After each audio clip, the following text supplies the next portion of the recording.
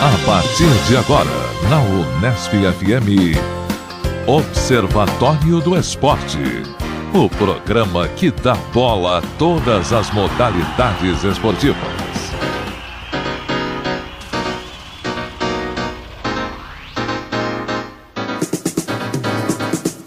Olá, ouvinte da Unesp FM. Hoje é sábado, 6 de julho de 2013. Começa agora o Observatório do Esporte. Eu sou Luiz Moraes. E eu, Fernando Martins.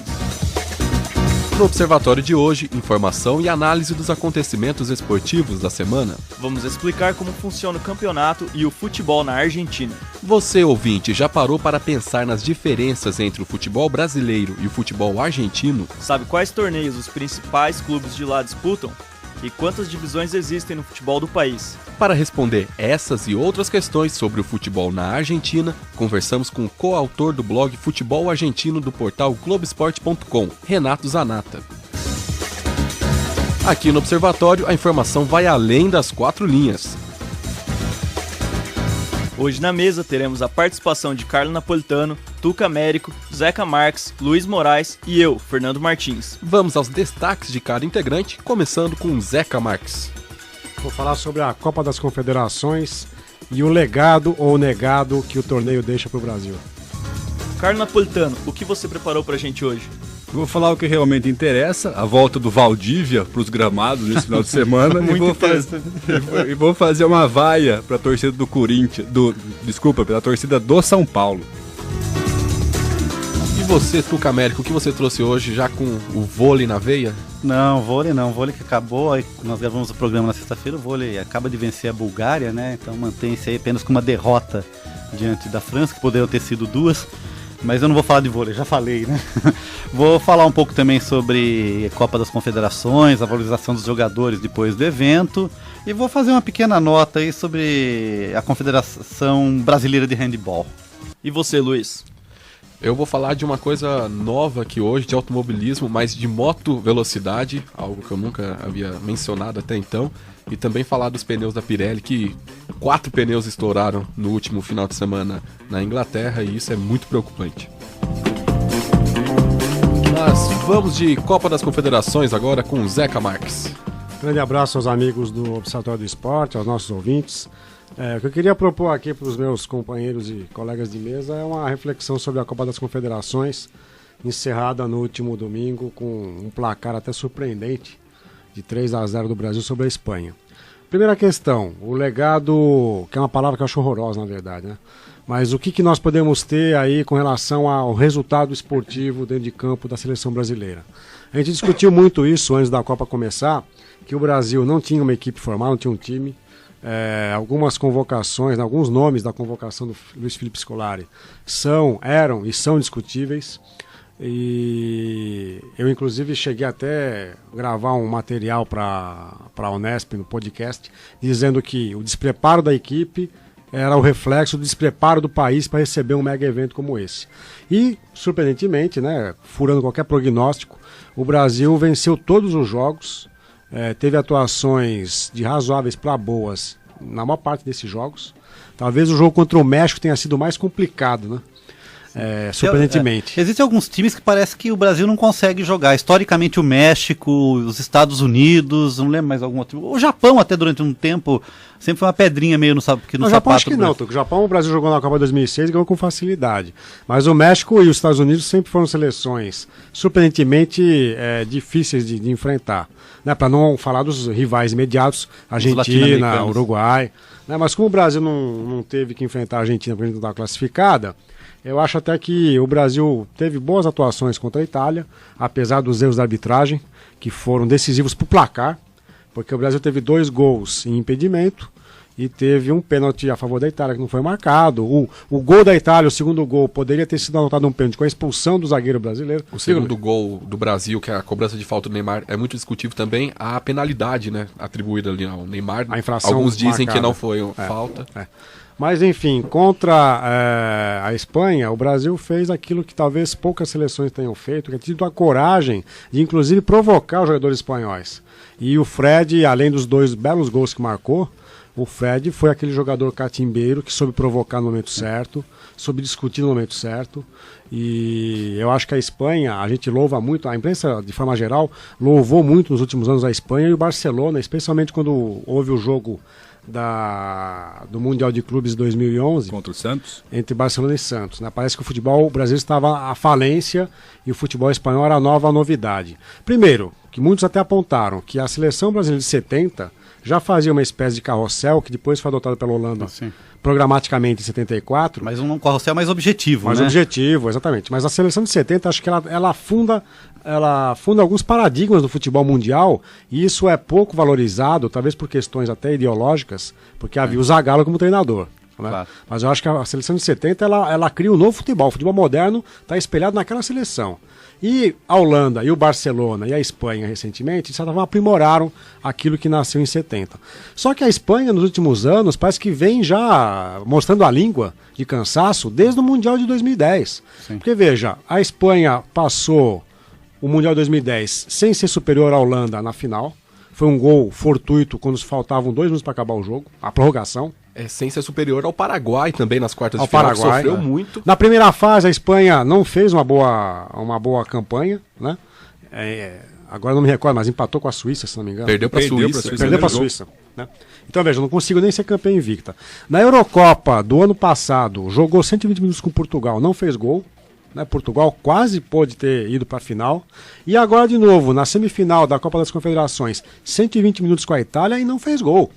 Não, foi 0-0 em 120 minutos. O que parece foi uma estratégia de paciência que não funcionou muito bem, né? Que Exatamente. sempre foi esse toque esperando uma E oportunidade. aí, alguns discursos que ficam cristalizados, a gente tem que destacar aqui o contraponto.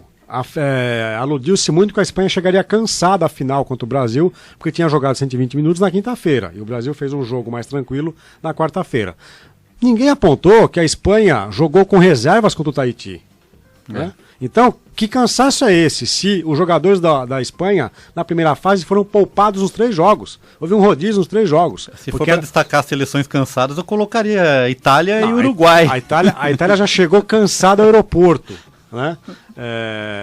E aí são aquelas questões que a imprensa compra um discurso, né, que parece que tem uma adesão fácil no ouvido e nos olhos do ouvinte, do telespectador, e acho que a gente tem que fazer o contraponto. A Espanha não chegou cansada para essa final. Porque os jogadores tiveram uma primeira fase, para usar uma frase coloquial, mamão com açúcar. Né? Sopa no mel, Carlos Napolitano. Mas o que me chamou a atenção foi a escalação do Fernando Torres. Eu não sou um assíduo espectador dos jogos da Espanha, mas eu acho que ele não é o titular desse time. Ele deve ser um jogador, um centroavante deve ser um jogador mais leve. Ele não era o titular, no jogo contra o Tahiti ele entrou porque ele era reserva e só se sagrou artilheiro da competição, porque ele fez os gols contra o Tahiti. 4 gols contra o Tahiti. 4 gols num jogo. Mas o Fernando Torres é uma espécie de talismã espanhol, porque ele foi o artilheiro decisivo na Eurocopa de 2008 e na Eurocopa de 2012. Mas sempre entrando no decorrer dos jogos. Mas fazendo gols, e é uma espécie de jogo. Ele entrava, fazia os gols e garantia os títulos. Mas a Espanha tem um problema mesmo com o centroavante, na minha opinião, que se não é ele, ou é o Davi Villa, que também não tá em muita boa fase, ou é o Soldado. Então, mas o Soldado da Villa são jogadores mais leves, não são jogadores fixos, são jogadores que acho que se encaixam melhor no time da Espanha. E uma outra coisa que me chamou a atenção, o baixo rendimento do Xavi. Não sei também se ele já está cansado ou estava cansado, mas acho que ficou muito sobrecarregado a função idade pesa para todo mundo. do Iniesta, e eu acho que o Iniesta correu bem, né? O Xavi é uma peça fundamental ali. E aí eu quero destacar, só para terminar o balanço esportivo, a força do Maracanã, com 80 mil pessoas torcendo para o Brasil, torcendo... Fala, Luiz Moraes. Que o Xavi é uma peça-chave. Que você tá dando risada, eu não entendi. Eu pensei, ele tá rindo de mim, tá rindo de qual piada que eu não entendi? Mas uma Eu falei isso, você que tá falando. Uma observação interessante do Xavi é que no final da Eurocopa ele pediu para se retirar da seleção e o técnico espanhol que pediu para ele ficasse para disputar a Copa das Confederações e a Copa do Mundo no Brasil. E ele atendeu os pedidos, mas ele já tinha pedido para se retirar porque ele achava que não estava rendendo o quanto ele podia. Não, mas é curioso também notar que numa questão tática, o Brasil jogou contra a Espanha muito parecido do jeito que o Bayern de Munique jogou contra o Barcelona na semifinal da Champions. Um estilo muito parecido, até mesmo a função dos jogadores, de ter um centroavante ali como o Fred. Então esperemos agora a próxima Copa do Mundo, no ano que vem. Talvez o ciclo hispânico esteja se encerrando. Mas só para completar a questão esportiva, o Maracanã mostrou mais uma vez a mística do estádio. Alguns amigos cariocas dizem que não é mais Maracanã, que deve ter outro nome, que o estádio é outro. Mas independentemente disso, a mística do Maracanã permanece. E acho que o fato de o Brasil ter ganhado, e ganhado bem, uma final de Copa das Confederações, num estádio em que, quando ele jogou uma final de torneio do porte, que foi a Copa do Mundo de 50, perdeu, eu acho que restitui a importância do Maracanã. Houve alguns dados levantados aí recentemente que o Brasil só tem 2 derrotas, né, no Maracanã. Né, em jogos oficiais, não amistosos. 2 derrotas apenas. A de 50? Uma é o A de Maracanã. 50 e uma, se não me engano, nos anos 70, numa Copa América, uma coisa do tipo. Né? Diga, Tô. Não, eu queria E complementar acho que outras 2 derrotas em amistosos. Né? Então o Brasil no Maracanã se impõe. Não, eu queria dar continuidade a essa discussão da Copa das Confederações, né? E 2 coisas, né? Esse contraponto Filipão Mano, que ficou muito claro, né? Principalmente do ponto de vista do discurso do Fred. E do Júlio César, né? Não, isso é o segundo ponto, né? E também essa aposta, eu queria que vocês comentassem essa aposta do Filipão no Fred e no Júlio César, né? Que fez uma ótima Copa, né? O Filipão ele foi muito feliz, né? Porque normalmente ele é um pouco arrogante com a imprensa, né? Mas ele foi muito feliz quando disse: não temos um time para a Copa. A Copa tem um nível muito maior do que o da Copa das Confederações. Sim. Se bem que, na Copa de 2002, o Brasil enfrentou adversários piores. Qual foi a campanha do Brasil em 2002? Turquia, primeiro jogo, China, segundo jogo, Costa Rica, terceiro jogo. Aí depois pegou a Bélgica nas oitavas de final. Foi uma pedreira. Foi uma pedreira e teve erro de arbitragem que poderia ter complicado. Mas vejam, desses 4, nenhum campeão mundial, 4 equipes que estão no segundo e terceiro escalão do futebol mundial. Mas que chegam motivadas. Só foi pegar um adversário de porte, que foi a Inglaterra nas quartas de final, repetiu a Turquia na semifinal e a Alemanha, dispensa comentários, na final. Então, a rigor, o Brasil pegou 2 seleções importantes e contradição na Copa de 2002. Né? Nessa Copa das Confederações, o Brasil pegou pelo menos 3 seleções importantes, né, com algum protagonismo. Espanha, Itália, Uruguai. 3 campeões mundiais. A gente pode até incluir o México aí como... Então foram 4 times... Campeão olímpico, Zeca. Campeão olímpico. Sim. Então o Brasil pegou em 5 jogos... O Brasil em 5 jogos pegou 4 adversários que estão aí no primeiro... ou o México, o segundo escalão do futebol mundial. Então, eu não sei, pode ser que na Copa do ano que vem o Brasil tenha adversários piores do que teve agora. Obviamente que a motivação é outra, os elencos são outros, né? Mas eu acho que o Filipão foi feliz quando disse: nosso time não tem nível hoje para uma Copa do Mundo, porque esse torneio tem um nível menor. Na convocação ele falou justamente isso, né, Zé? Que o time era para a Copa das Confederações, não era um grupo fechado para a Copa do Mundo. Muito embora acho difícil a gente acompanhar aí o que o Filipão já fez na carreira dele, ele abrir muito esse time. Eu acho que dos 23 ali, eu acho que 24 estão garantidos. Filipão que ficou praticamente o tempo todo no Palmeiras ano passado e é um responsável pela queda do Palmeiras para a segunda divisão, em menos de um ano consegue a redenção. Né? Conseguiu aquilo que talvez fosse improvável nas mãos do Mano Menezes. Sim, e tem uma estrela também, né? Foi cobrada a participação, ainda é cobrada a participação do Ronaldinho Gaúcho, que acabou tendo uma atuação apagadíssima na derrota contra o Nils. A gente pode até falar da Libertadores da América. O Atlético Mineiro, na verdade, já está no lucro. Porque era para ter sido eliminado na fase anterior, quando me lembra aí o adversário? O Tijuana perdeu apenas 45 do segundo tempo, e era um gol que eliminaria o Atlético Mineiro. Zeca Marques, as previsões do Carlo Diná, elas irão acontecer, porque eu disse aqui que o Atlético ia sair da Libertadores, o Cuca ia sair do time do Atlético, o Atlético seria campeão brasileiro. Então me aguardem, final do ano a gente conversa. Quem que vai assumir? Luxemburgo, Muricy? Qualquer um outro, menos o... Acabou a pilha da bola de cristal. Bom, só para terminar aqui essa abordagem sobre das confederações... Você só me permite só um comentário? Pois não. Acho que é interessante ler a coluna do Tostão dessa semana na Folha de São Paulo, que ele faz todo o elogio ao Felipão, ao time, à seleção brasileira, mas ele chega a uma conclusão que eu acho que a gente deve pensar sobre ela. Que poucos times chegam 2 vezes ao ápice. E ele falou que esse time já chegou. Então ele tem um grande receio de que o Brasil, em 2014, ano que vem, não tenha um bom desempenho. Mas eu acho que tem 2 possibilidades, eu concordo, sim. Mas do jeito que o Filipão pegou essa seleção e ele montou um time em 20 dias, ele tem condições de fazer a mesma coisa na Copa do Mundo, talvez com algumas peças mais jovens. O Filipão, ele é excelente nesses campeonatos de tiro curto, Sim. de preparação curta. Né? Ele se deu bem em Portugal na Eurocopa 2004, apesar de perder a final e perder 2 vezes para a Grécia. Né? Acho que é o único homem do mundo que perde 2 vezes para a Grécia no mesmo torneio. Mas ele criou um sentido de uma união nacional em torno daquela seleção que Portugal nunca tinha tido. Né?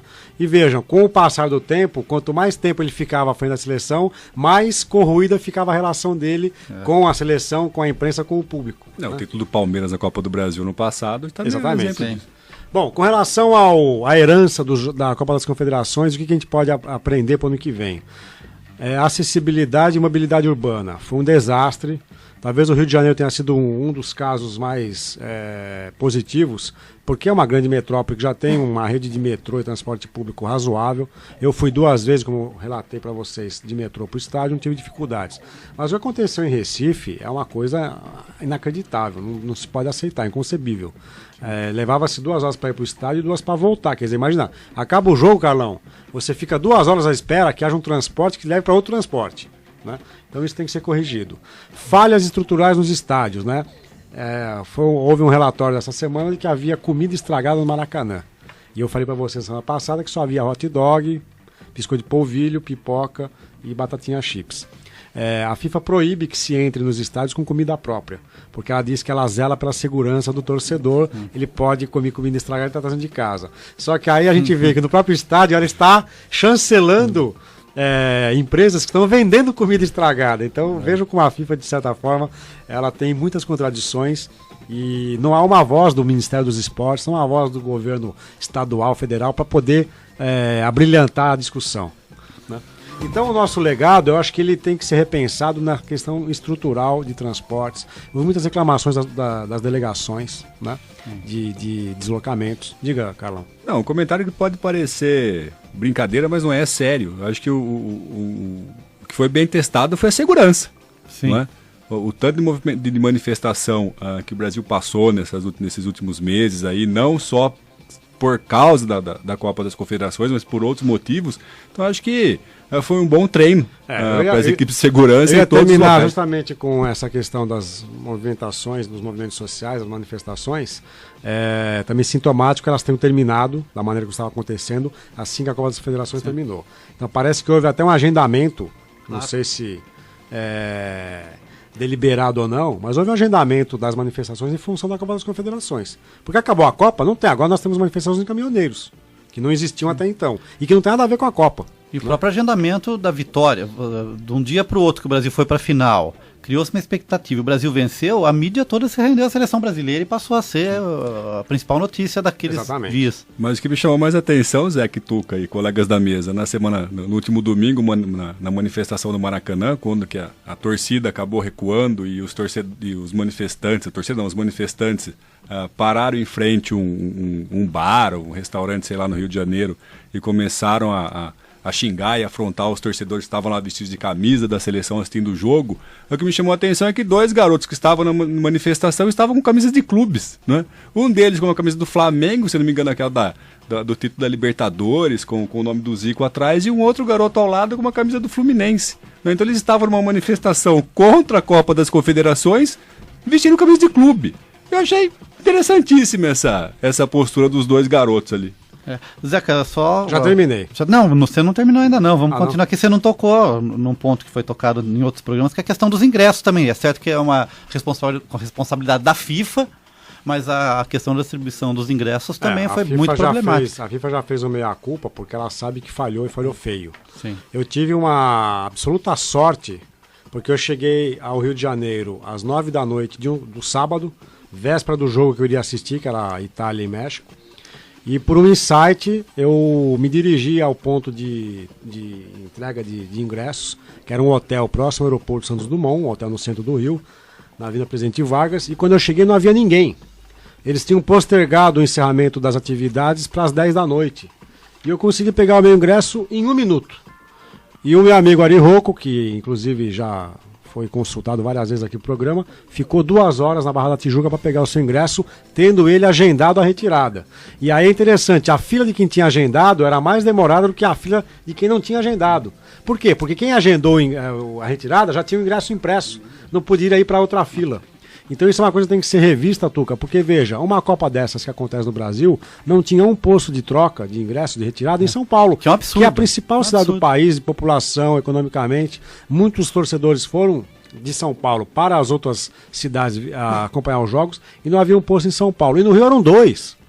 E muitos E torcedores... um no Galeão, quer Qual a dizer. dificuldade de estabelecer um posto de entrega de ingressos em São Paulo? E muitos torcedores estrangeiros devem ter desembarcado em São Sem Paulo. ingresso, exatamente, porque São Paulo é a chegada de muitos voos internacionais, junto com o Galeão, mas às vezes é mais fácil ir para São Paulo e depois ir para o Rio. Diga. Só respondendo aqui, eu acho que a gente acabou nem comentando a sua pergunta, né, na aposta no Júlio César e no Fred. Sim. Só pra dar minha opinião, acho que foi a aposta segura, né? Ele tinha pouco tempo pra fazer isso e foi no certo. O Mano testou mais de 10 goleiros, testou um monte de centroavantes também. E ele já foi logo nos mais experientes porque sabia que o tempo era Será curto. que e não o tinha Mano teste, deu né? caminho pro Filipão? Seria isso? Pode ser. É. Bem, eu acho que eu vou inverter aqui, eu acho que eu vou pular. Quem seria o próximo aí no roteiro? Seria eu. Seria o Mas Carlos, pode mas falar, Eu tem a vou ver com a pular, Copa. vou pular aqui, vou passar, dar uma rasteira no meu amigo Carlos Napolitano, que é o seguinte, eu vou falar, Zé Camargo, sobre aqueles que realmente receberam e receberão um belo legado em função da Copa das Por isso que eu Confederações. falei pra você antecipar, que é o grande legado da Copa das grande Confederações. legado, É esse. quem vai receber, as duas pessoas que vão receber o maior legado da Copa das Confederações são Neymar e Thiago Silva. Explica por quê, Tuca. O Neymar porque teve uma valorização monstruosa no seu passe, né, depois da atuação na Copa das Confederações. Por isso que ele é um monstro, né? Por isso que é um monstro e ele recebeu esse legado enorme, né, que foi uma diferença de... Ele foi pago 50 milhões de dólares por ele, né, de euros, foi isso? As cifras variam conforme a fonte. Isso. E ele vale agora 75 milhões de euros. Então ele recebeu um legado de 25 milhões de Não, euros. Ele vale mais do que isso. Ele vale mais que mais isso. do que isso. E acho É. que ele conseguiu fechar com chave de ouro a participação dele no futebol brasileiro antes de estrear pelo Barcelona.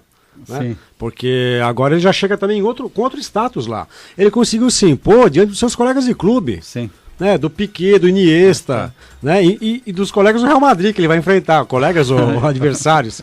O Cacilha já teve um cartão de visita muito bem dado. E o Arbeloa? O Arbeloa ainda mais, né? Então ele conseguiu se impor perante a imprensa espanhola, o público espanhol, de maneira fantástica. Numa final ele conseguiu dobrar até então a seleção invencível de quase 30 jogos sem perder.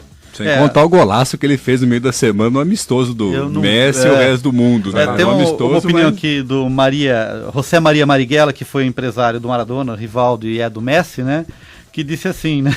Se o Real Madrid pagou o que pagou pelo Cristiano Ronaldo, ele poderia oferecer 100 milhões pelo Neymar. Só para ver a moral que o garoto tá. Né? E o Thiago Silva também, que o PSG diz que virou propaganda de cartão de crédito. Thiago Silva, não tem preço. Essa é a frase da diretoria do PSG em relação ao Thiago Silva. Tirando isso, a gente pode listar, mas eu pus aqui, vocês podem chamar outros nomes aí, mas acho que pessoas que tiveram alguns o passe consolidado, né, convalidado, e outros que tiveram o passe reavaliado para cima. Né? O Júlio César, que voltou a ser cogitado para grandes equipes. O Davi Luiz confirmou sua posição. Eu que sou muito crítico com relação ao Davi Luiz, né? Ele fez uma campanha de altos e baixos e conseguiu ter a redenção na final quando Sim. salva aquele gol que mudou a história do jogo. Mudou a história do jogo. Tava 1-0 quando ele consegue salvar aquele gol. E o Fred. Né? Fred passou a ser mirado internacionalmente. Eu acho que E você não vai colocar o Filipão nessa lista aí? o Filipão, ele mesmo falou numa das entrevistas que ele falou, tudo bem, se eu não estiver aqui na Copa do Mundo para treinar o Brasil, eu vou estar treinando outro país. Então o Filipão, acho que ele continua em alta e pode ganhar muito dinheiro num time árabe, alguma coisa assim.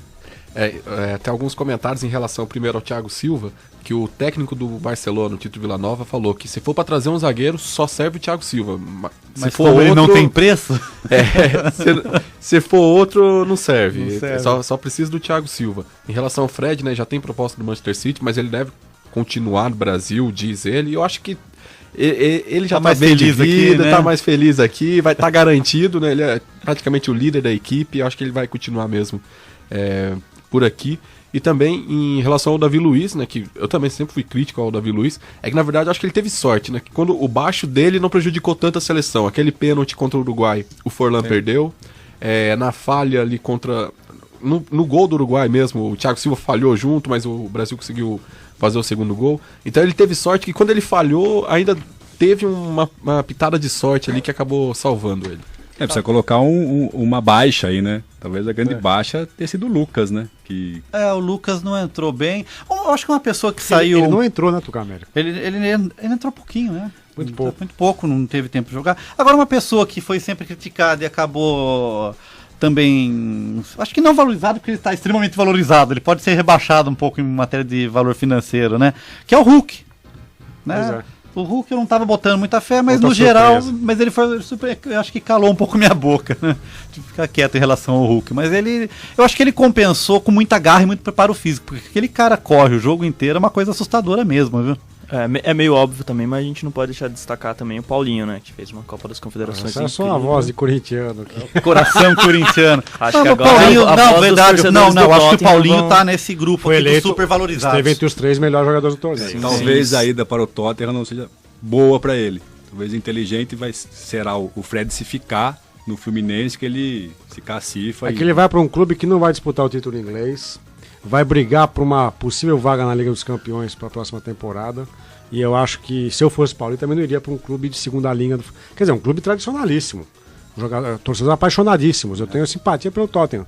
Mas eu acho que um jogador desse porte, desse nível, tem que ir para um clube de ponta. Sim. Né? Eu iria para um Liverpool, Manchester United, ou então para outras vezes, Juventus de Turim, Milan. Foi um pouco precipitada a decisão, você acredita? Bom, não sei. Ou quiseram aproveitar esse momento Não sei pós-Copa, já fecha. as questões financeiras, mas o Paulinho, sendo o que ele é, eu acho que ele era o principal jogador do Corinthians.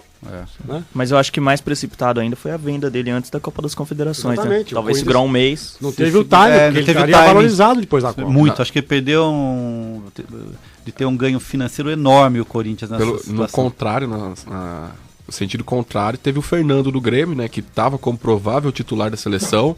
O Luiz Gustavo assumiu a vaga ali como volante e o Grêmio vendeu antes do Fernando, que ele supostamente iria desvalorizar, porque não jogou nenhuma, entrou contra a Itália apenas no finalzinho e foi vendido por quase 20 milhões de euros também, um valor próximo ali do Paulinho.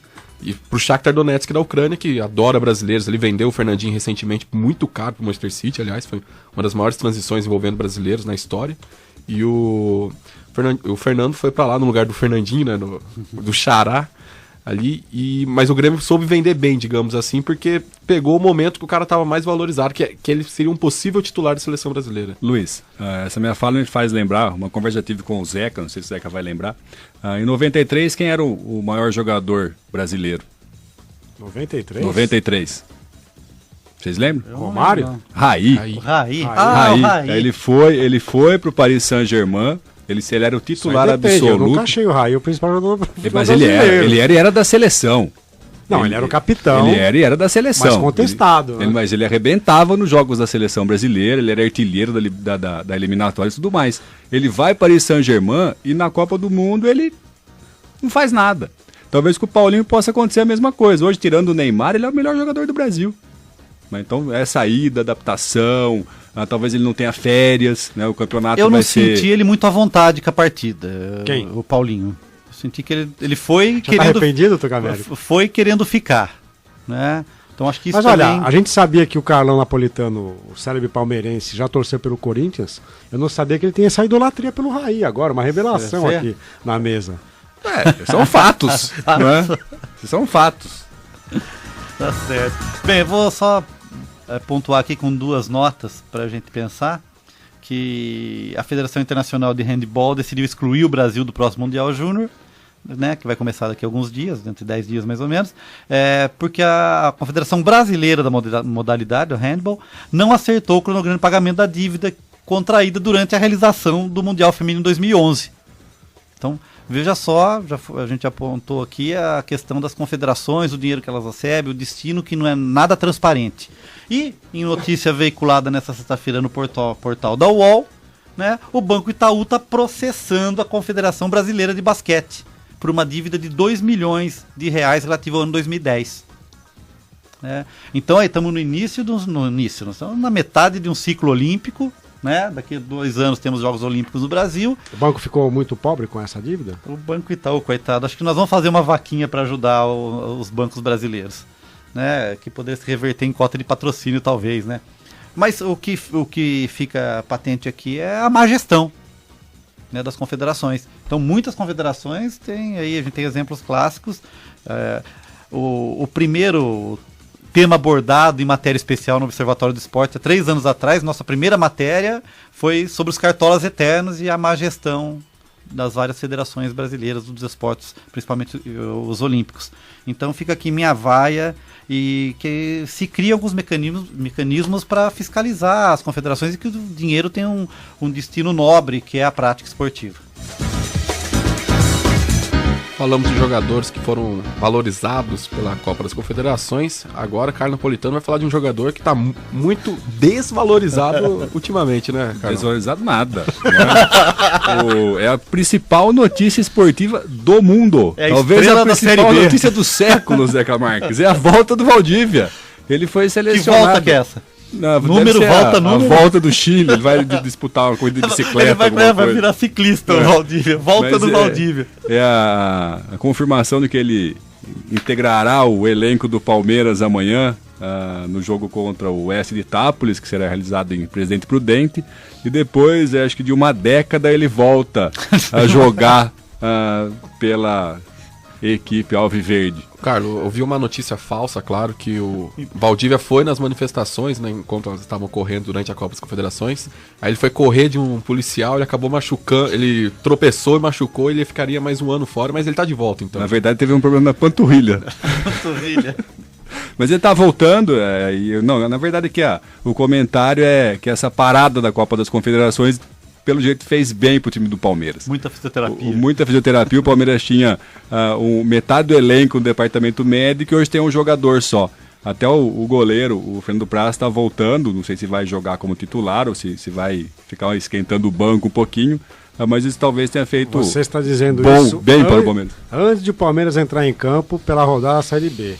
A gente só vai saber se a paralisação fez bem ao Palmeiras daqui a algumas semanas, Carlão. Se conseguiu recuperar o Valdívia, já é um milagre, Zeca Marques. Recuperou, mas ele não entrou em campo ainda. Mas vai jogar, fez um gol no treino, fez gol de falta, Ele saiu, fez gol correu. contra a Portuguesa num amistosozinho, coletivo amistoso, semana passada. Ele pode tropeçar ao entrar em campo, nunca se sabe. Vai machucar a coxa de novo, lá vai ter uma distensão muscular. Tem aquecimento no vestiário antes de entrar em campo. Então vamos aguardar. Eu converso na semana que vem sobre isso. Ô Carlos, você gostou das contratações de Allan Kardec, Felipe Menezes e provavelmente do Eguren também, da seleção uruguaia? Eu já falei que o Palmeiras já tinha um elenco, né, coisa que não teve ano passado, e talvez esse elenco agora esteja sendo reforçado. Então me parece bom. Allan Kardec é um bom jogador e esses argentinos, uruguaios, chilenos aí que estão sendo contratados, eu também acho que são bons jogadores e vão colaborar aí com a subida do Verdão nesse ano. A seleção do Mercosul. Seleção do Mercosul, é bem lembrado. E eu queria fazer uma vaia para a torcida do São Paulo, do jogo, na recepção da delegação do Corinthians no Morumbi na última quarta-feira, durante o primeiro jogo da final da Recopa Sul-Americana. A recepção calorosa que a torcida de São Paulo deu para a delegação do Corinthians, jogando garrafas, rojões, bombas. É lamentável que isso aconteça, né? Doutor, eu não me engano. O Corinthians é o time do Carlos Napolitano. Não, e assim, eu até pensei antes de vir pro programa, pra gravação, se a vaia seria pra torcida do São Paulo ou pro atacante do Corinthians, o Paulo Guerreiro, que no dia anterior falou sobre isso, que era uma motivação para ele chegar no Morumbi e receber E foi, né? botelhas, né?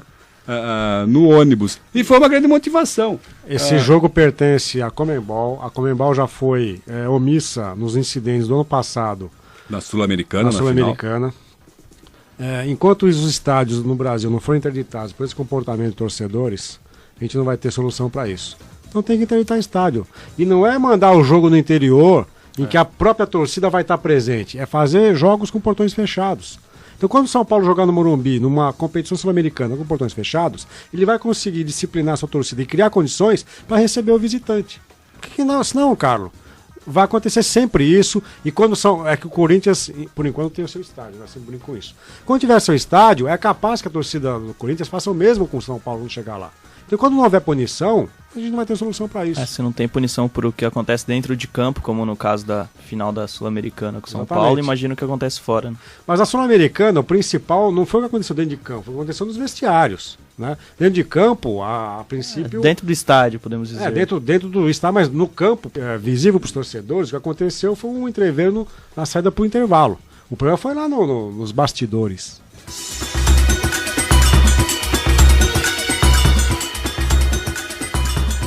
E você, Luiz, o que você preparou pra gente hoje? Bom, adivinha, automobilismo. Vou falar de Fórmula 1 porque no último final de semana realmente teve um problema grave no Grande Prêmio da Inglaterra, em Silverstone. 4 pneus Pirelli estouraram, né, que eles foram sendo gastos e de repente o pneu estourou. Não, foi de uma hora para outra. O Lewis Hamilton, que era o líder até então da prova, sofreu com isso, foi o primeiro a sofrer com isso. O Felipe Massa sofreu com isso numa corrida muito boa do brasileiro. Ele estava em quarto e de repente o pneu estourou. E pior ainda, o Massa foi numa curva, né? Então, tanto que ele conseguiu ainda segurar o carro um pouco. Poderia ter sido mais grave e batido no muro, alguma coisa assim. Aconteceu isso também com o Sérgio Pérez e com o Jean-Eric Vergne, que é da Toro Rosso. 4 pilotos que sofreram com esse problema da Pirelli. Lógico, na hora, já todo mundo apontando para fornecedora de pneus a culpa. Mas a Pirelli também se defendeu, falando até uma coisa meio que parece absurda, que as equipes trocaram a colocação dos pneus, colocaram o pneu traseiro direito no lado esquerdo e o pneu traseiro esquerdo do lado direito. Mas eles têm alguma diferença, Luiz? Enfim, foi a desculpa viável. Uma série de acusações. Há uma diferença de pressão e de tipo de pneu que você pode colocar de um lado ou do outro, na frente ou atrás. O Ayrton Senna, por exemplo, fazia muito isso. Às vezes ele inovava colocando, se um autódromo tinha mais curvas para a direita do que para a esquerda, ele fazia um balanço de forma a compensar o desgaste de pneu teria por fazer mais curvas para um lado ou para o outro. Agora, isso para mim não chega ao ponto de justificar um pneu virar farelo na pista. Exatamente. E o que é curioso que assim, a Pirelli no começo deste ano já estava sendo criticada pelos pneus estarem durando muito pouco. Ia ter um novo pneu agora a partir do Grande Prêmio da Inglaterra. Só que o que aconteceu? Teve um teste secreto desses pneus com a Mercedes, que na época então não se estavam vendo tantas vantagens para a equipe, as flechas de prata, digamos, as flechas de prata mesmo. Mas o que aconteceu foi que a Mercedes agora está vencendo provas, não está tendo mais tanto problema de desgaste de pneu como estava tendo no começo da temporada. E esse pneu Pirelli foi vetado pela Red Bull, porque como eles viram que o teste aconteceu com a Mercedes, eles falaram, vocês vão beneficiar uma outra equipe, só que essa equipe já está sendo beneficiada curiosamente. Mas mesmo assim, a Pirelli foi montar um novo pneu mais resistente, só que esse pneu foi vetado, não vai entrar agora em 2013. Também algumas equipes como a Lotus e a Force India, que estão se dando muito bem com esses pneus, não tiveram problemas, ainda também não queriam esse novo composto. Mas ao mesmo tempo também você vê tipo um despreparo da Pirelli, que foi informado para ter uma pressão tal de pneus nos carros em Silverstone, só que essa pressão estava muito alta além do normal e com isso acabou estourando alguns pneus. Então tem uma série de informações erradas surgindo, e também a FIA, né, que hoje é presidida pelo Jean Todt, assim como falou Fábio Seixas na coluna dele na sexta-feira na Folha, o Jean Todt está se omitindo o que não poderia ser feito. Ele ouve todas as equipes, se uma equipe veta, ele, tá bom, então não vou fazer nada. Um risco de segurança muito sério que a Fórmula 1 está passando hoje. O Kimi Raikkonen disse que durante o estouro do pneu do Vergne, a carenagem no carro do Vergne acabou batendo no chão e saindo algumas faíscas, e teve, inclusive, algumas faíscas na luva algumas farpas, né, do carro, na luva do Kimi Raikkonen. Então, poderia acontecer alguma coisa mais grave. Por sorte, não aconteceu. Então, tem uma série de questões que a Fórmula 1 precisa resolver já para esse final de semana na Alemanha, para não que aconteça isso. Ô Luiz, seria um case interessante de estudo, o impacto que essas corridas, as corridas desse ano podem causar para a marca Pirelli, né? Exatamente. Por muitos anos, né, você teve a Bridgestone, a Michelin, né, na Fórmula 1, agora principalmente nesses anos 2000. A Pirelli veio como uma fornecedora única. A FIA pediu a ela que tivesse pneus menos resistentes para dar mais emoções às corridas, só que quem está se prejudicando é a marca, que está cada vez menos resistente a esses pneus. Não tão menos resistentes. Não tão menos Ô, resistentes. Luiz, posso entrar na sua seara aí, no seu assunto? Claro, claro. Acho que poderia também dar um grande aplauso para a largada do Felipe Massa, né? Exatamente. Ele ia largar em 12º. O Paul di Resta, que fez o quinto tempo, acabou indo para último, porque o peso do carro estava abaixo do limite. Com isso ele já subiu para 11º, logo na largada já estava em sexto, na primeira curva quase. O Felipe Massa pode-se questionar muitas coisas dele, mas a largada dele, hoje, ao lado do Alonso, ele é o que melhor larga ali. Se eu não me engano, foi o Zé Simão que escreveu na Folha de São Paulo durante a semana, que foi uma largada à lá Ayrton Senna, e uma chegada a lá Rubinho Barrichello, né? Que é o azar do Rubinho Barrichello. Foi exatamente isso. Mas ele ainda se recuperou, né? Durante a prova, mesmo caindo para a última, ele tomou uma volta até dos líderes, mas ele se recuperou. E eu vou falar também hoje da MotoGP, que teve um acidente com Jorge Lourenço na semana passada, na quinta-feira, nos treinos livres para o Grande Prêmio da Holanda, em Assen. E o Jorge Lourenço, na quinta-feira, sofreu um acidente sério, ele acabou deslocando a clavícula, teve que fazer uma cirurgia na sexta, e no sábado ele correu. Ele conseguiu o aval médico, foi para a corrida, sofreu muitas dores durante a prova, e mesmo assim conseguiu chegar na quinta posição. É bom lembrar que o Lourenço está disputando o título, está na vice-liderança hoje, ele que é o atual campeão da MotoGP, foi campeão ano passado, mas ele é bicampeão na categoria. E conseguiu, numa mesma prova que o Valentino Rossi voltou a vencer depois de 3 anos sem vitória do italiano, maior vencedor da MotoGP, ele conseguiu chegar, o Lourenço conseguiu chegar apenas uma posição atrás do Dani Pedrosa, que é o atual líder do campeonato. Então foi um sacrifício mesmo que o Lourenço fez, mas o piloto da Yamaha fez aí uma prova fantástica e fica aí o meu aplauso para ele pela toda a bravura que ele teve de ir mesmo machucado para a prova. Agora no Observatório do Esporte vamos falar sobre o futebol argentino. Há uma semana, o Vélez Sarsfield de Buenos Aires conquistou o título da superfinal do campeonato argentino, que passou por uma mudança na temporada 2012-2013. Até o segundo semestre do ano passado, a primeira divisão era separada em 2 torneios, o Apertura e o Clausura, e 2 times se sagravam campeões. A partir de 2012, os torneios passaram a se chamar Inicial e Final. Na teoria, os vencedores se enfrentariam em uma partida derradeira para decidir o campeão da temporada. Mas, na prática, a nova fórmula não foi bem aceita e a tradição falou mais alto. O Vélez, vencedor do torneio inicial e da superfinal, e o Newell's, vencedor apenas do torneio final, foram considerados campeões nacionais. Ou seja, na mesma temporada foram comemorados 3 títulos nacionais, ao menos moralmente. Até a Associação Argentina de Futebol se confunde aparentemente, e em seu site aparece o Vélez como campeão do torneio inicial e o Newell's como campeão do torneio final. Uma semana após a superfinal, o título referente ao jogo entre os 2 vencedores não aparece na lista de campeões nacionais da primeira divisão da entidade. A questão é polêmica, mas você, ouvinte, já parou para pensar nas diferenças entre o futebol brasileiro e o futebol argentino? Que torneios os principais clubes disputam? E quantas divisões existem?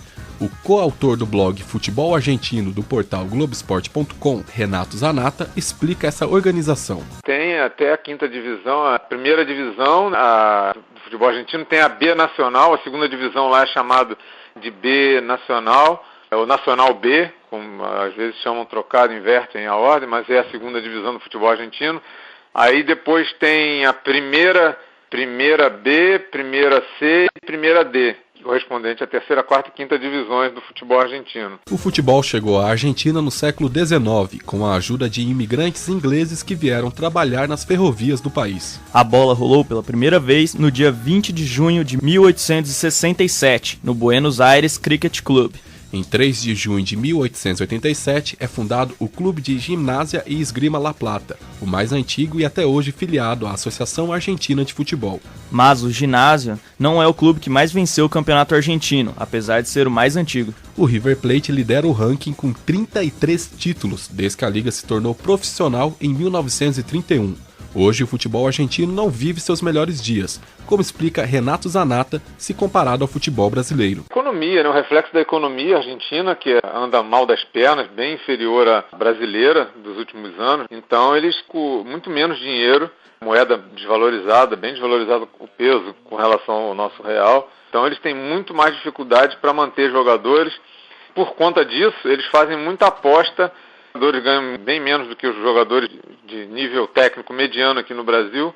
Por isso até que vários jogadores argentinos passaram a olhar com uma atenção maior para o mercado brasileiro, para a possibilidade de vir jogar no Brasil, que é próximo também, né, geograficamente, e um salário bem melhor. E uma visibilidade grande também, né, porque o treinador da seleção argentina, o atual treinador Alejandro Sabella, ele passou a olhar bastante para os clubes brasileiros para fazer suas convocações.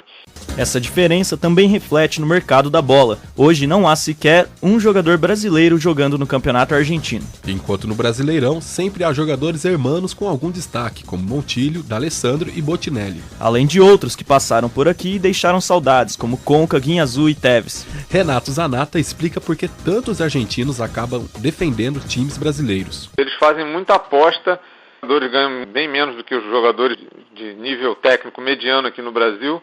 Por isso até que vários jogadores argentinos passaram a olhar com uma atenção maior para o mercado brasileiro, para a possibilidade de vir jogar no Brasil, que é próximo também, né, geograficamente, e um salário bem melhor. E uma visibilidade grande também, né, porque o treinador da seleção argentina, o atual treinador Alejandro Sabella, ele passou a olhar bastante para os clubes brasileiros para fazer suas convocações. Além disso, muitos clubes buscam atletas com características diferentes dos que formamos aqui. Zanata comenta essa diferença de formação nos jogadores das categorias de base de Brasil e Argentina. A gente vê muito na Argentina ainda esse camisa 10 baixinho, não necessariamente com um físico muito avantajado.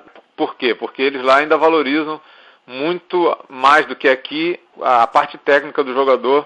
Se ele tem condições técnicas para desequilibrar uma partida, já demonstrando isso na divisão de base, eles vão insistir, claro, fazendo a preparação física necessária para ele não sentir muita diferença quando passar para os profissionais, porque lá o jogo é muito mais corrido, muito mais tático. E aí, amigos da mesa, o que acham dessa diferença de mentalidade na hora de produzir novos talentos? Preferem mais a formação argentina com mais organização tática, com mais força, ou a brasileira de mais técnica e talvez até mais individualista? Eu discordo de cara, porque não dá pra dizer que o jogador argentino não tem a técnica. Eu acho que a seleção nacional que mais se aproxima, ou que pode rivalizar na questão da habilidade técnica com o Brasil, é a Argentina. Não é à toa que Maradona e Messi são os dois jogadores mais fantásticos que o mundo produziu a partir dos anos 80. Tudo bem que o Maradona começou a jogar nos anos 70, mas é nos anos 80 que ele passa a ser o grande jogador que é. Então eu acho que tem a disciplina tática, tem uma formação cultural diferente, porque um jogador argentino quase sempre tem um acesso aos meios convencionais de educação que o brasileiro não tem. Muitos jogadores brasileiros não têm sequer o segundo grau completo, o ensino médio. Então a diferença de mentalidade é um pouco essa. Mas o jogador argentino é tão habilidoso quanto o jogador brasileiro. É que talvez no Brasil nós só valorizemos a habilidade técnica, né? Enquanto deixamos de lado as questões táticas, as questões de preparação física, mas é só uma questão do que a gente valoriza. E lá eles valorizam todo esse conjunto de atributos. Desculpa, Carlos. Não, só queria dizer que a pergunta aqui no início do programa era o que o ouvinte conhece do futebol argentino. Eu confesso aqui que eu desconheço, né? Eu nem sabia que havia mudado o nome. Muito embora para mim essa mudança do nome não tenha significado algum, né, Tuca? Você que é quase um argentino, né? A gente muda a apertura para a clausura. Ele é Tucamérico, Napolitano. Ele é Tucamérico. É o Tuca argentino. Na verdade foi trocar 6 por meia dúzia. O problema é que, como eles queriam uma nova configuração no campeonato, não podia usar o mesmo nome, porque antes da mudança o time já havia sido campeão do Apertura ou do Clausura. E na verdade o que estava querendo fazer aqui era como é mais ou menos o campeonato do Rio de Janeiro, né? Eu ia falar, é um cariocão. É um cariocão, que você tem, como é que chama? Taça Guanabara e Taça Rio, Copa Rio. E depois tem uma super final, caso não tenhamos o mesmo vencedor nos dois torneios, você tem uma super final.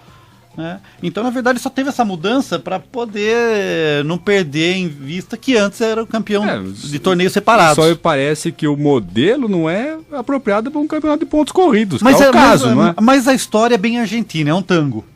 Né? Porque o campeonato, o carioca, ele é feito assim porque são por chaves, por um torneio rápido. O pior que eu vejo no campeonato argentino, primeiro que eu acho que é um campeonato com muita rivalidade. Os clubes argentinos, né? O campeonato argentino é quase um campeonato metropolitano de Buenos Aires. Sim. Porque nós temos Rosário com o News Old Boys e o Rosário que, vez ou outra, não está nem na primeira divisão. Sim. Nós temos Córdoba com o time Belgrano, que está um time que volta e meia tá, não tá. Mas basicamente é um campeonato metropolitano. Né, porque uma dezena e meia de equipes são da região de Buenos Aires ou da região metropolitana. É como se fosse um campeonato paulista com São Paulo, Corinthians, Palmeiras e Portuguesa. Não, e mais Juventus, Nacional, São Bernardo, Santo André. Isso. Quer dizer, é a grande metrópole. Né?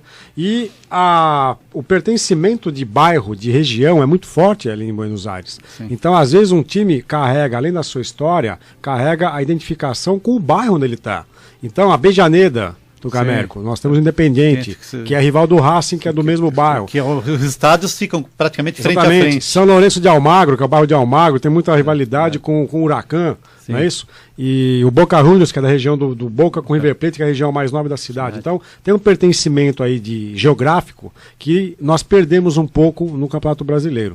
O que me incomoda no Campeonato Argentino é a forma do descenso, porque é uma equação de terceiro grau, um logaritmo. Com derivada? Que eu não consigo sequer explicar para o nosso ouvinte, mas é uma média de pontos e esse sistema foi criado para proteger os grandes. Sim, que leva até em consideração a média dos últimos 10 campeonatos, por exemplo. O que não foi possível nem para salvar o River Plate 3 anos atrás, porque o River Plate acabou caindo.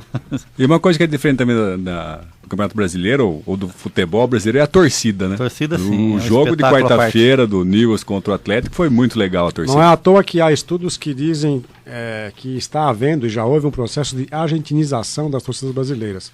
Latino-americanas. E o nosso especialista em futebol gremista, o Grêmio, talvez tenha sido um dos primeiros a fazer a incorporação disso. O Internacional faz isso, o Vasco da Gama faz um pouco isso, que são aquelas torcidas com umas charangas e com os guarda-chuvinhas, né, que ficam ali fazendo uma coreografia toda especial. E aquela imagem clássica, meu amigo Zeca Marques, do braço levantado, que até a torcida do Corinthians está usando agora. Né? Então, acho que, na verdade, a Argentina exportou, além de jogador, esse modelo de torcida e o modelo de torcida violenta também, né, com os barra bravas. Vamos aproveitar o assunto torcida para falar também dessa curiosidade do futebol argentino fora das quatro linhas. Se no Brasil há menos brigas entre torcidas, principalmente dentro dos estádios, na Argentina, os famosos barras bravas continuam criando confusão dentro e fora dos estádios. O coautor do blog Futebol Argentino, Renato Zanata, critica a atuação dos barras bravas. Essa torcida organizada e violenta, que é o que causa problema nos estádios, fora dos estádios, independente de ter jogo, eles estão sempre se confrontando. Os barras bravas, pequenos núcleos mafiosos ali, né, pequenas células de gangues, né, vamos dizer assim, que se legitimam através do futebol. São assassinos mesmo, que matam torcedores. Não precisa do jogo, do confronto no estádio para ver a violência, né? Eles se encontram, eles vão na casa de quem eles querem tirar satisfação, eles executam atos terroristas em vários locais. E os clubes são coniventes, né? Isso é comprovado. A polícia já se sabe que muitos presidentes de clubes que também são políticos, né, profissionais, como aqui no Brasil nós temos também vários cartolas que já foram ou são ou pretendem ser políticos, deputados, senadores, governadores, prefeitos, lá também isso ocorre e se sabe que lá os cartolas usam muito essas barras bravas para serem cabos eleitorais, para fazer campanha. Desde a temporada 2009-2010, o governo da presidente Cristina Kirchner adquiriu os direitos de transmissão do campeonato argentino. As transmissões passaram a ser feitas através de uma emissora aberta e estatal, o Canal 7, de Buenos Aires. Como resultado, em 2009, o governo transmitiu todas as partidas do campeonato argentino de forma exclusiva e simultânea. Em 2010, o cenário mudou um pouco e Kirchner passou a revender os direitos de transmissão dos jogos para outras emissoras abertas. Hoje, o negócio é feito de acordo com o índice de audiência de cada emissora nos últimos 12 meses. Agora surgem duas questões. Primeiro, como resolver esse problema com os barras bravas na Argentina? E aproveito e passo também a bola para você, Tuca, para falar um pouco também sobre a transmissão dos jogos de futebol. Elas devem ser exclusivas do governo? Bem, vamos lá. Então, primeiramente, em relação às torcidas, né? A gente tem um cenário na Argentina que é muito complicado, porque existe um poder político muito forte, que é controlado pelas barras bravas, né? Pelas torcidas violentas. Então, existe uma manipulação política. Então, por exemplo, a eleição de um presidente de clube é um fato extremamente político. E não deve se duvidar que esse presidente de clube, depois de algum tempo, vire um deputado, um vereador e até o governador ou o prefeito da cidade de Buenos Aires. De tão alto que é o grau de influência que tem das torcidas no futebol argentino. Então, eles não estão só nas arquibancadas. Não, está no movimento político como um todo. É comum, por exemplo, quando tem... Eu fiquei um tempo na Argentina, é comum, por exemplo, se tem uma eleição para presidente do Racing, é como se tivesse quase horário eleitoral na TV. Existem campanhas na TV, folhetos em toda a cidade. Então imagine que no Brasil vamos eleger quem vai ser o presidente do Corinthians. E tem campanha eleitoral, tem panfleto na cidade, tem propaganda na televisão. Então uma elitização não resolveria o problema. Não. Então quer dizer, isso é uma coisa que está arraigada na cultura argentina. Então é um problema que eu acho que é difícil de resolver, né? Porque se aqui a gente teve, por exemplo, até a extinção de torcidas organizadas, lá é um fato pouco provável que aconteça. E em relação às transmissões dos jogos de futebol, elas devem ser exclusivas do governo? Bem, na verdade é um sistema um pouco perverso. O que acontece? O governo ele tem o direito das transmissões, só que ele transformou as transmissões dos jogos num programa esportivo, que se chama Futebol para Todos. Né? Ou seja, o nome já diz tudo, futebol para todos. Então o que acontece? Esse programa é da TV Pública Argentina. Então quando você quer transmitir um jogo, você compra um programa com o que vem antes, o que vem durante e o que vem depois. Então tem que usar as vinhetas com propaganda do governo. Você está assistindo o jogo, então não entra lá, por exemplo, propaganda do banco, propaganda da cerveja. Não, entra propaganda do governo argentino. Então imagina que você está assistindo um Palmeiras e Corinthians, um Flamengo e Vasco, um Grêmio e Internacional, e na hora lá do intervalo aparece assim, governo do Brasil, propaganda do Banco Nacional de Desenvolvimento. Então ele aproveita o futebol para fazer propaganda institucional do governo. Então você está assistindo um jogo no Brasil, por exemplo, assim, propaganda do Minha Casa Minha Vida. Só que isso não está exclusivo no canal público. Ela oferece esse programa para quem quer retransmitir. Qualquer canal pode retransmitir, só que ele tem que retransmitir não o jogo, o programa Futebol para Todos, com tudo que vem dentro, ou seja, a propaganda governamental embutida. Interessante nesse ano de 2009, que eles transmitiram todas as partidas, né, de maneira exclusiva. Se isso acontecesse aqui no Brasil, eu ia achar muito interessante. Agora um fato legal para quem gosta de futebol é que eles dividem o futebol, passam todos os jogos e tem jogos durante a semana inteira. Então tem jogo segunda, terça, quarta, quinta, sexta, sábado e domingo o dia inteiro. Você, ouvinte do programa que acessa as redes sociais, curta nossa página no Facebook. O endereço é www.facebook.com/Observatório do Esporte. Repetindo, o endereço da nossa página é www.facebook.com/Observatório do Esporte. Acesse também o blog do nosso programa. O endereço é www.observatoriodoesporteunesp.blogspot.com. Repetindo, www.observatoriodoesporteunesp.blogspot.com.